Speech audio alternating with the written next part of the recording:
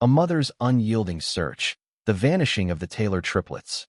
On a sun-drenched morning in July 1980, the quiet suburb of Willow Creek, Ohio, buzzed with the carefree energy of summer. 12-year-old triplets Daniel, David, and Dylan Taylor lounged on a weathered wooden bench outside their modest ranch-style home. Dressed in matching red t-shirts and denim shorts, their identical faces lit up with laughter as they plotted a day of bike rides and secret clubhouse meetings.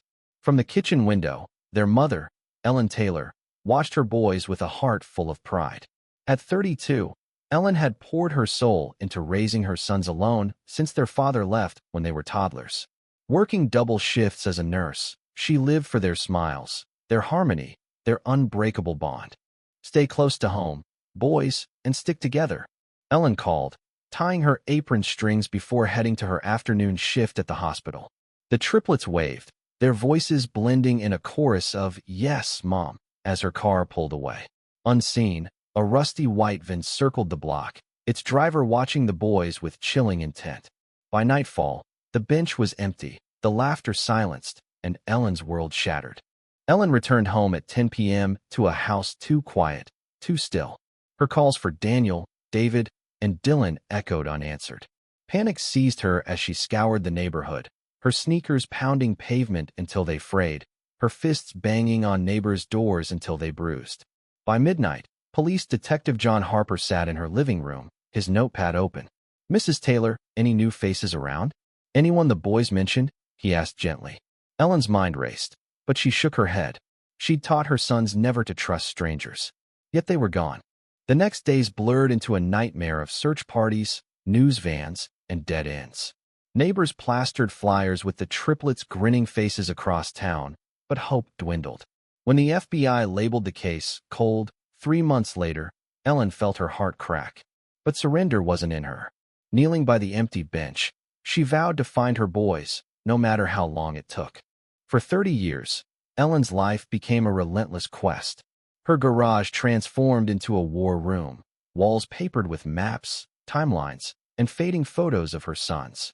She learned to navigate early internet forums, chased whispers of sightings from California to Maine, and burned through savings hiring private investigators. Her dark hair turned silver, her hands roughened from stapling flyers to telephone poles. Friends urged her to move on, but Ellen's reply was always the same. "You don't move on from losing your kids. You carry the weight and keep going." In 2005, a false lead nearly broke her. A forensic team found remains they thought matched the triplets. For 3 weeks, Ellen planned funerals, her grief a suffocating fog. When DNA tests proved negative, she collapsed, hospitalized for exhaustion. Yet, even from her hospital bed, she emailed leads and called tip lines. By 2010, Ellen was a shadow of her former self, but her resolve burned brighter than ever. She'd become a pillar in the missing children's community, helping other parents while clinging to one thought: today could be the day. On an October morning in 2010, a call from Dr. Laura Mitchell of the National Center for Missing Children stopped Ellen's heart. "Mrs. Taylor, 3 men in their 40s believe they're your sons. We're testing their DNA against yours." Ellen sank into her kitchen chair, trembling. Could it be? The men, now called Nathan Brooks, Stephen Lee, and Michael Carter, had grown up in separate adoptive families across Ohio, Texas, and Georgia, each told they were orphans. Nathan, a Chicago lawyer, had hired a genealogist to trace his roots, uncovering a thread that led to Ellen. 3 days later, the DNA results confirmed it. Nathan was Daniel, Stephen was David, and Michael was Dylan. They were alive, successful men with families, unaware of the mother who'd never stopped searching. The reunion was set for a community center in Cleveland. Ellen spent the week in a whirlwind of joy and fear. Would they resent her? Had time erased their bond? But deep down, she knew. She was about to hold her boys again. The reunion was a sacred moment. Ellen sat, hands shaking, as 3 men walked in. Despite their different lives, she saw her sons in them.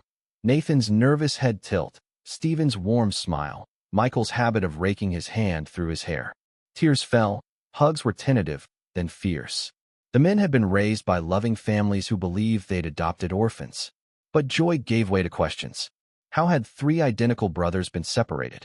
Why had no one questioned their origins? Detective Sarah Coleman reopened the case, uncovering a chilling truth. The white van from 1980 was linked to a man named Victor Hayes, tied to shady adoption agencies. Hayes died in 1997, but his records, found in a storage unit, exposed a trafficking ring that stole children and sold them to unsuspecting parents.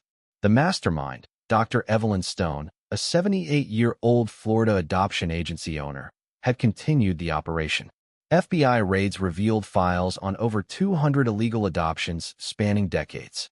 Stone was sentenced to life in prison in a trial Ellen attended with her sons. The judge's words rang out. "Your crimes tore families apart. Justice demands you pay." The case sparked nationwide adoption reforms and inspired Ellen to found the Taylor Foundation, dedicated to reuniting trafficked children with their families. Her garage became a playroom for her 7 grandchildren, and her life filled with family dinners and laughter. But healing wasn't simple. Ellen grieved the lost years, first days of school, graduations, weddings she'd missed.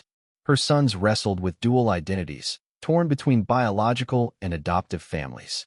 Nathan's wife, Emily, confided her fear of losing him to this new family. Family therapy helped, but tensions lingered, sparking debates about loyalty and identity. 5 years later, in 2015, the Taylors gathered to celebrate their reunion. The Cleveland Community Center glowed with photos of their journey. Nathan spoke of finding a mother he didn't know he'd lost. Stephen shared his struggle to love both families. Michael read a poem about broken hearts healing. Ellen unveiled a scholarship fund for trafficking victims, funded by her upcoming book, Never Stop Searching. As they posed for a family photo, Ellen reflected on the bench from 1980, now gone, but the love it held stronger than ever. The Taylor Foundation grew, reuniting dozens of families and advocating for prevention. Ellen's granddaughter, Sophie Brooks, vowed to lead it one day, driven to understand why people could treat children as commodities. New evidence in 2015, a hidden room of adoption records found in Las Vegas revealed the trafficking network's global reach, leading to more arrests and reunions, like twin sisters separated across continents. Ellen's phone buzzed as they left the celebration. A new lead, 3 children missing from India in 1998, traced to Texas. "I'm ready," she replied. The work continued, but her family was whole, their story a beacon of hope. What do you think? This story exposes the raw pain of injustice and the resilience of love. How do you view the violence and betrayal in trafficking networks? Should punishment or prevention take priority? Share your stance in the comments. We'll want to hear your voice on this heavy topic.